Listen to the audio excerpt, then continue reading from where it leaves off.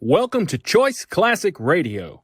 Like us on Facebook, subscribe to us on YouTube, and help keep this show alive by donating at choiceclassicradio.com. For more of your favorite old-time radio shows, join us on our companion podcast, Choice Classic Radio Detectives, where we bring to you tales from the greatest detective shows the golden age of radio had to offer.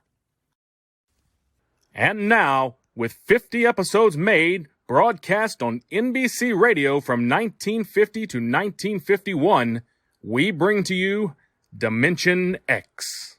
Wheaties present Dimension X. Adventures in time and space, transcribed in future tense. Dimension X.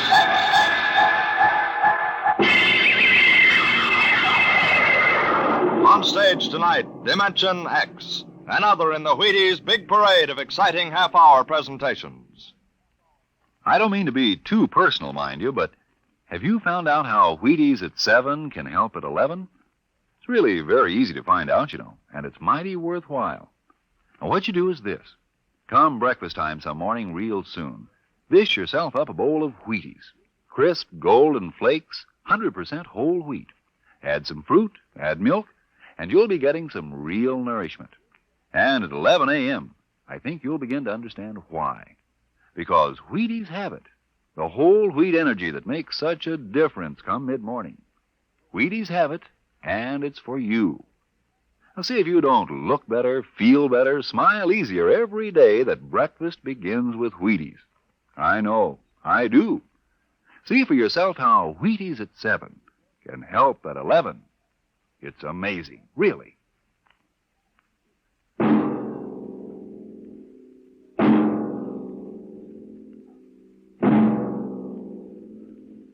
Do you remember when you were young, how your elders would tell you bedtime stories about the man in the moon? Well, tonight we have a different kind of story to tell about him. A story of suspense in the unknown world of the future, where anything can happen.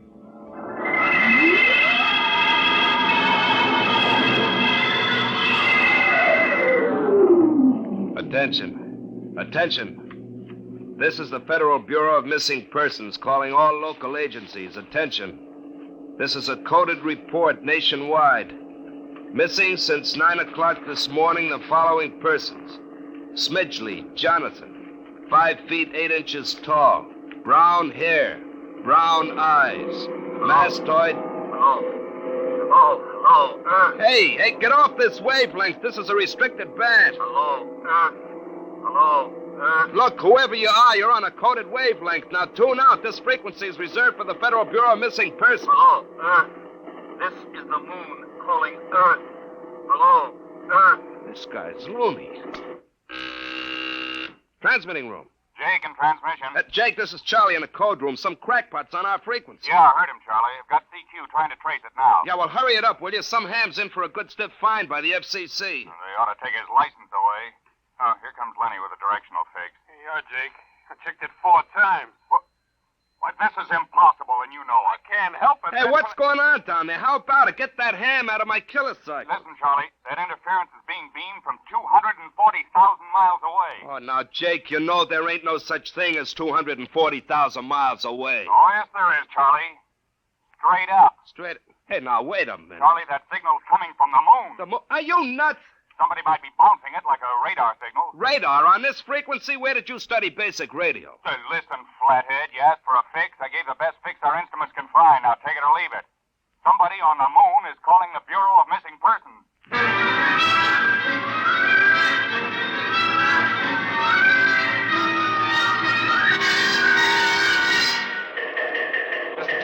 Mr. Timken. What's the sweat, Charlie? Shouldn't you be broadcasting? Now, listen, Mr. Timken, you know I'm a sober citizen, right? Never once have I broadcast with the smell of alcohol on my breath, right? In all your 12 years here at the Bureau, did I What's once... the matter, Charlie? We're picking up a message on our wavelength. Well, did you report to the FCC? I ain't got the nerve. Well, what's wrong? You'll scream when you hear this, Mr. Timken. You'll jump right out the window, but we are getting an SOS from the moon.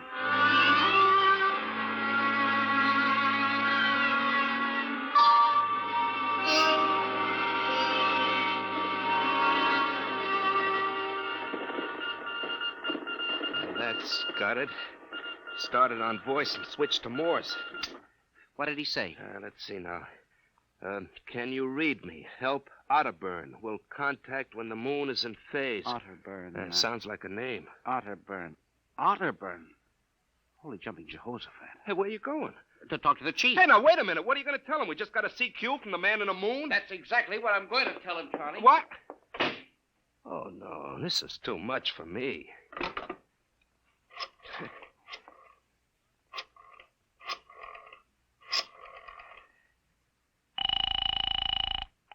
Washington Star-Ledger. Let me have O'Brien on the city desk, huh? One moment.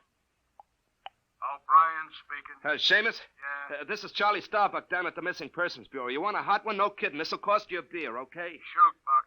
I'll stay in your wavelength for 30 seconds. Yeah, okay. We just got a radio message from the moon. What? From the moon. Call me back when you're sober. Okay, Seamus, if you don't know a story when you see one. I'll send you the name of a good psychiatrist. So long, Orson Welles. Orson Welles? Hey, how do you like that? He don't believe me.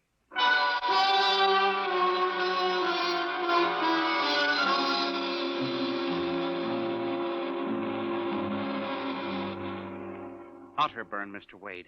Does that name ring a bell? You're the man with the photographic memory, Henry. What about Otterburn? Cornelius Otterburn, atomic physicist, reported missing from his home in Baltimore on June 5th, 1945, just 5 years ago. Vanished completely. Are you trying to tell me you really think there's something to this man in the moon business? Henry, I'm surprised at you. This is some crackpot trying to jam the airwaves. But the name Otterburn is so unusual. So are a lot of names. Mr. Wade, I have a theory. Henry, you always have a theory. But, Mr. Wade. Out, Henry. Mr. Wade. Out. I'm busy. Yes, sir. I'm sorry, Henry. Oh, here, take this folder of reports for the death file. Oh, yes, sir. And no more nonsense, Henry? I appreciate that you have a very dull job filing old missing person reports, and I appreciate that you take an active interest in the affairs of the Bureau.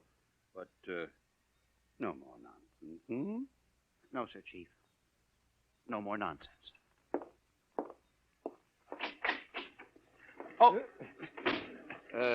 Pardon me. Hmm? Are you Mr. Henry Timken? That's my name. Permit me, Jefferson Philo, scientific feature writer. May I have a moment of your time? Certainly. Just sit down at my desk right over here. Thank you. My, that's quite a stack of papers. Filing. I'm the records custodian of the Bureau. 12 years and never misplaced a record. Magnificent. Now, Mr. Timken.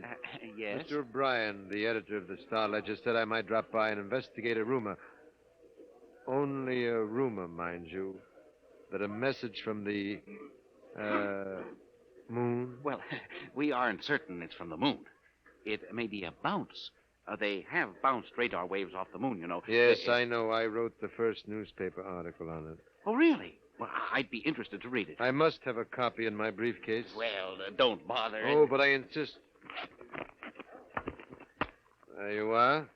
I'll leave it on your desk. Well, thank you very much. Now, about this message from the moon, Mr. Timken. Well, we don't know for sure, as I said, but I believe that this message, wherever it originates, is from Cornelius Otterburn. The physicist?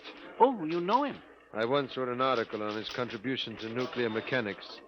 A brilliant man, Otterburn, years ahead of his contemporaries. Well, whoever is sending those signals, if he isn't on the moon, is at least using the moon as a sounding board, bouncing the signal. But why, Mr. Timken? Why?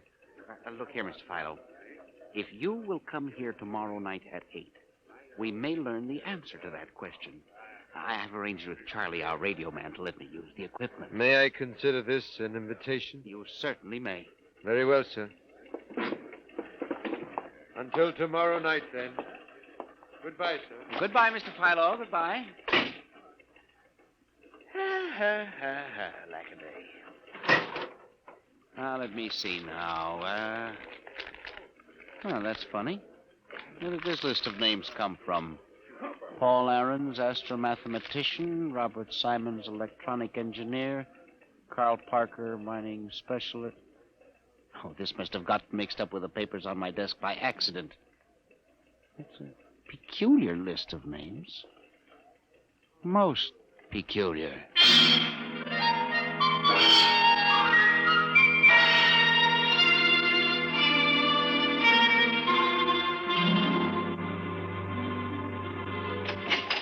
Good morning, Charlie. Oh, hi, Mr. Tipkin. I see we made the papers. Oh? And how? Mr. Chief steamed up about it. What did the paper say? Mostly ha-ha. Here's the Herald. Oh? Oh, brother, what a panty.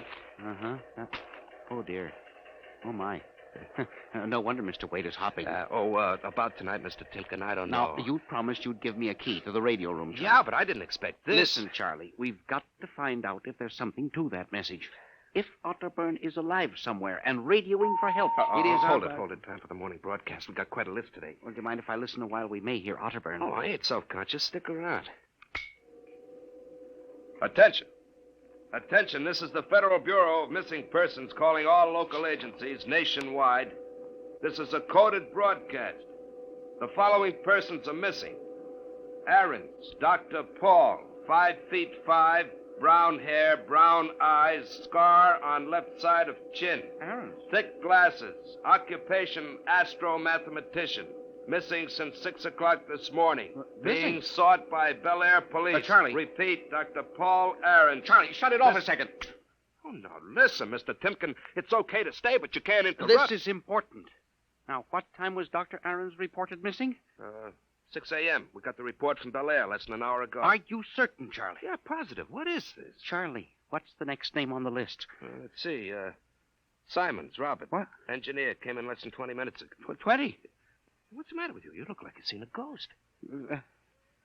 Nothing, Charlie. Except that last night, quite by accident, someone left a list of names on my desk, and that list included the names of those 2 men who weren't reported missing until an hour ago. What? Yeah, that don't sound right to me. It isn't right, Charlie. Which raises a question. Who would make up a list of missing persons before they were missing, not after?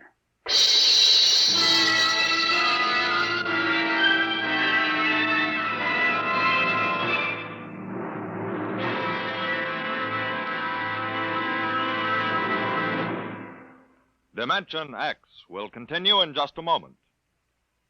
You know, friends, when I talk about Wheaties Breakfast of Champions, I mean something like this. Champions do eat Wheaties because they feel Wheaties give them energy they need and because they just plain like the way Wheaties taste. And even though they are champions, that isn't unusual. Sort of the way you and I look at it, isn't it? Here's Ed Prentice with a perfect illustration of my meaning. Now, young man, will you tell us what you do for a living? I pitch. You what? Pitch. You know, baseball. When you have a baseball team, you have to have a pitcher. I'm a pitcher. I pitch. Oh, yes, I see. And are you on a team? Yes, sir. I'm on the Cleveland Indians. Cleveland Indians, What is your name, young man? I'm Bob Feller, and you know it as well as I do, Ed. Sure I do, Bob. It's good to see you. This makes your 14th season playing with the Indians, doesn't it? Yep, Ed. 14 years. Well, tell me, Bob, how long have you been eating Wheaties? Oh, about 20 years, give or take a couple. You mean you started eating Wheaties before you started playing ball? Why, of course. What's so strange about that? Most people start eating Wheaties before they get to playing ball. In fact, most people never start playing baseball. You don't have to be a ball player to enjoy the lift you get from Wheaties with milk and fruit. You're right as rain, Bob. No champ ever said a truer word about Wheaties, breakfast of champions.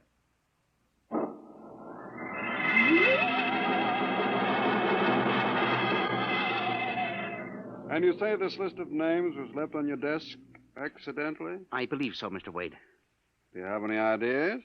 Well, it's hard to say. Mr. Philo left some papers from his briefcase. Mr. Philo? A science feature writer. I see. You were the leak on the story, then. Oh, yes, sir. I'm afraid I was. I didn't think it would be treated as a laughing stock. We'll deal with that later. What's this Philo like? Well, he's strange. Bald, thick glasses, tall.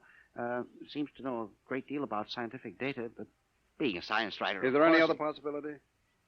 I don't know. But I do believe that this is all hooked up with the broadcast from Otterburn. That sir. seems like a very remote possibility. A missing persons bureau deals in remote possibilities, Mr. Wade. Henry, I do not require a statement of policy. What's the theory? Mr. Wade, I have discovered that each year literally thousands of persons vanish, leaving no trace.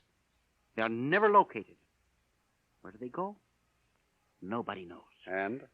And they disappear in interesting cycles. What sort of cycles? Occupations, for example. One year we'll have a run on, say, coal miners. Next year the proportion of engineers increases, then scientists... What do you think happens, Henry? Well, I don't know, Mr. Wade. But I'm beginning to suspect that somebody else has discovered the same phenomenon.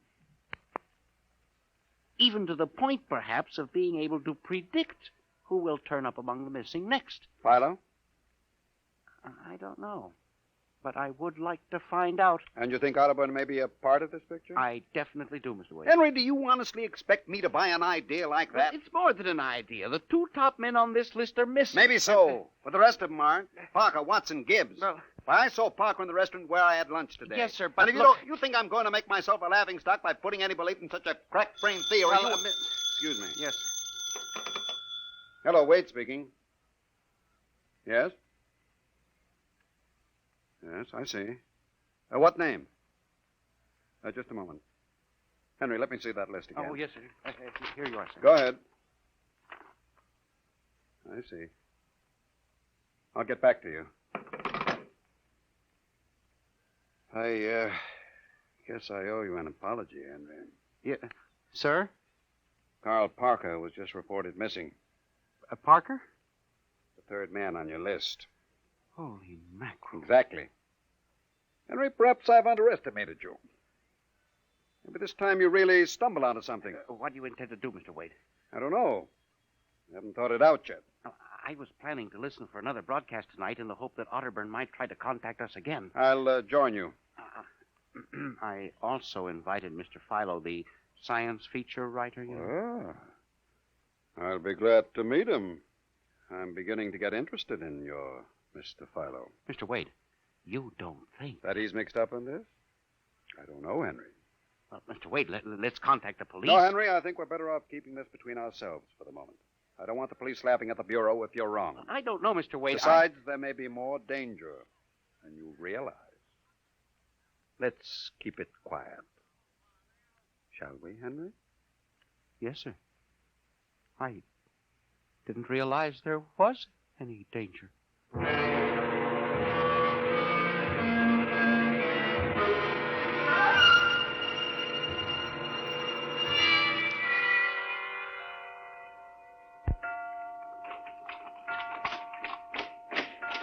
8 o'clock.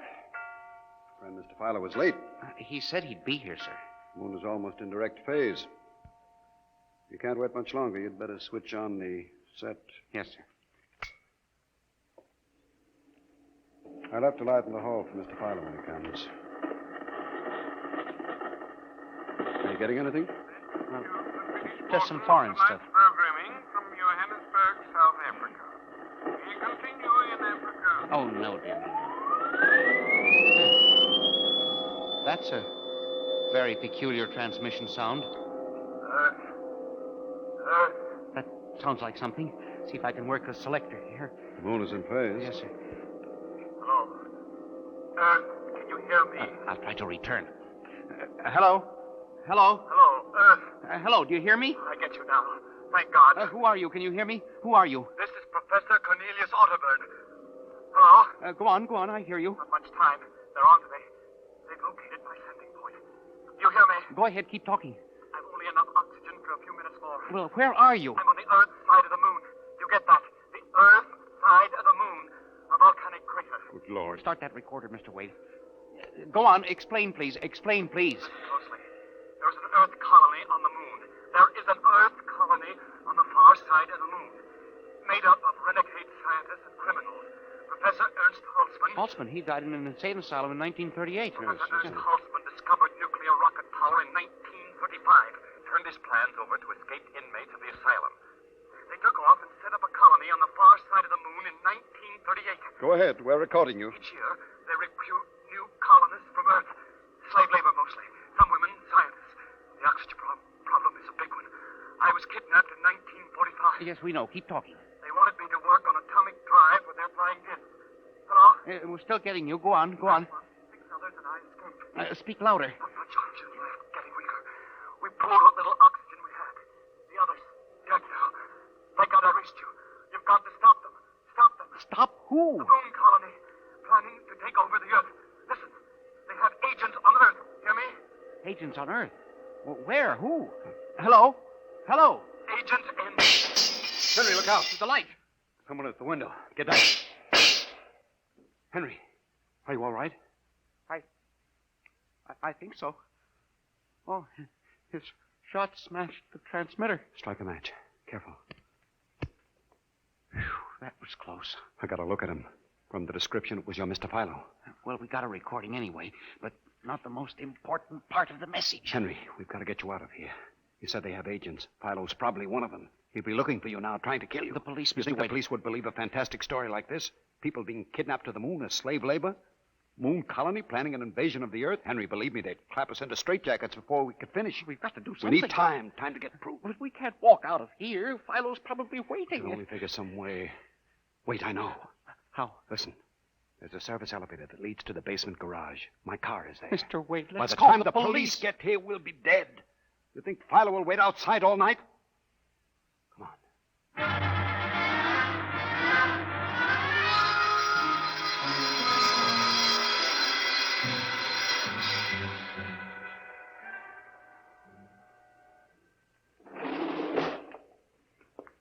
This is the basement.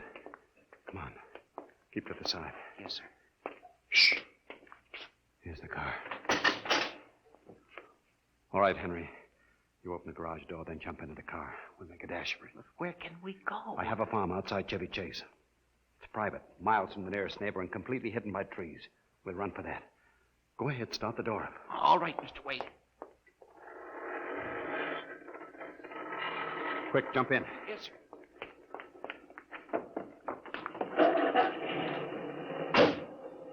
All right, here we go. Cross your fingers, Henry.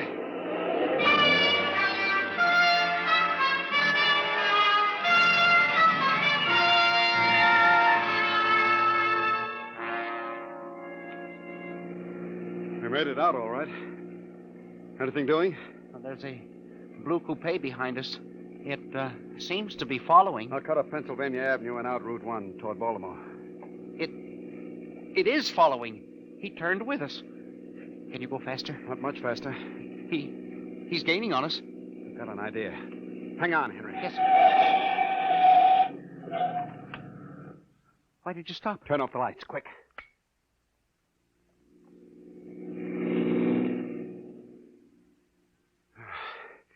It worked. He shot right past us. Now we'll double back and go out another route. I think everything's going to be all right now. We can be at my farm in less than an hour.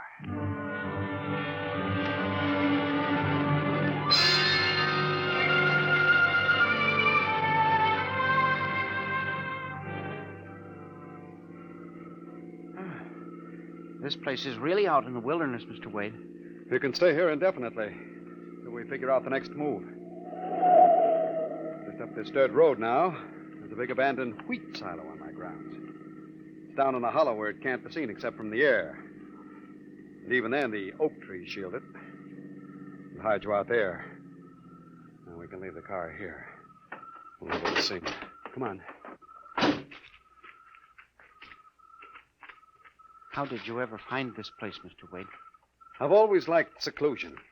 Came up here to get away from it all. There's the silo. Well, it's certainly well hidden. There's a small door around the side.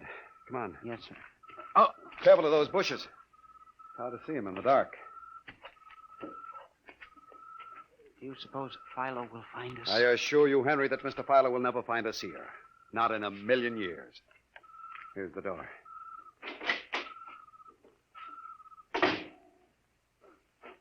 It's pitch dark. Hold my arm. I know the way. Just a few steps up, then another door. Yes, sir.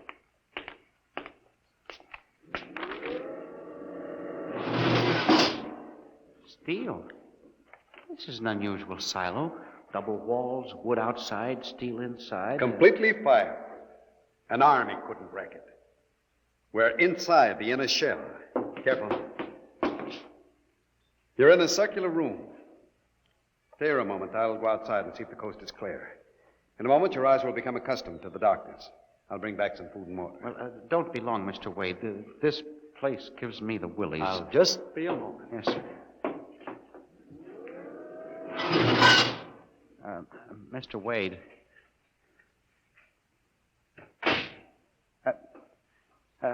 Mr. Wade. I swear I hear something. Mr. Wade! What's that? There is something. Good Lord. There's someone in here. It's locked. Oh, no.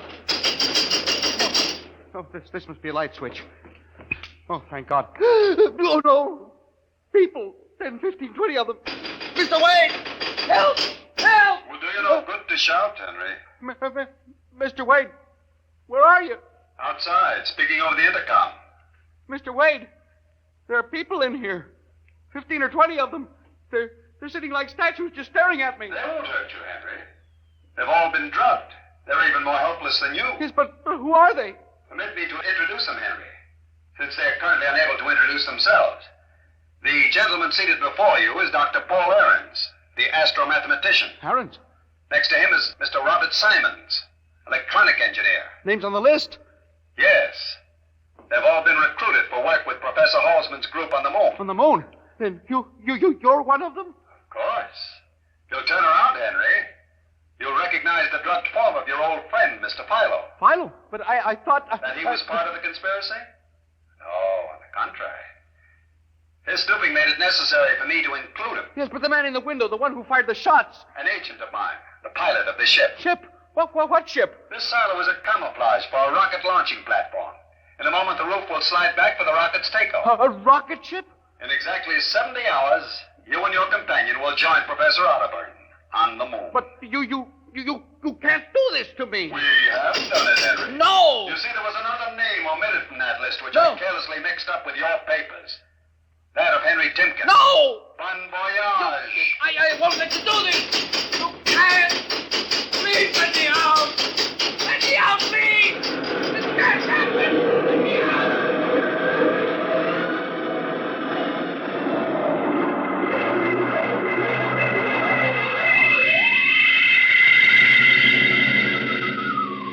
Attention. Attention.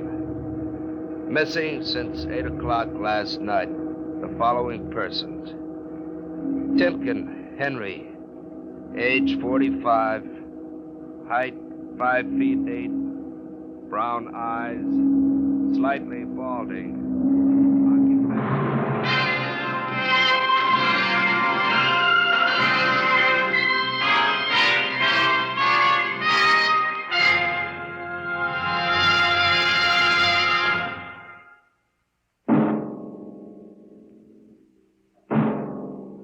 Tonight, Dimension X has presented The Man in the Moon, an original story by George Lefferts.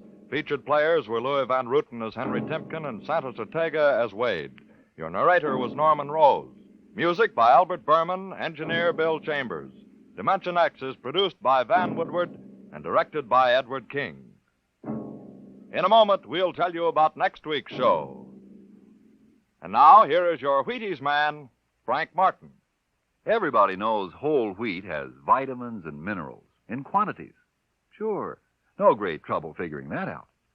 The trick is in making the whole wheat into crisp, toasty flakes like Wheaties, with all the good whole wheat things still in them, and with all the good, natural whole wheat taste. Well, do you know how the Wheaties people do it? Well, I'll tell you. It's simple. They use a whole kernel of wheat to make one Wheaties flake. You see? No wonder Wheaties are good for you. And you know how good they taste. Crisp, sweet as a nut, simply wonderful. How can you stand missing them, if you are missing them, when they're all that good, and all that good for you? Why don't you breakfast up to Wheaties tomorrow morning, huh? And see for yourself how Wheaties at 7 can help at 11. Breakfast of champions. Yes, yes.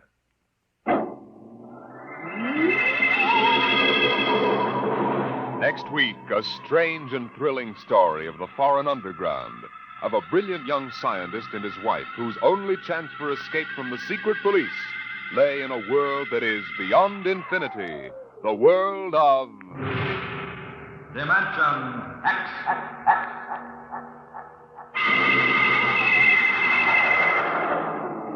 And this is the Wheaties man, Frank Martin, inviting you to listen tomorrow night to Joel McRae in Tales of the Texas Rangers on the Wheaties Big Parade. See you then. This program was transcribed. Jack Blake tells the story of the underworld next on NBC. That concludes today's episode. We'd like to thank you and remind you to donate at choiceclassicradio.com. Remember, your donations make episodes like this possible.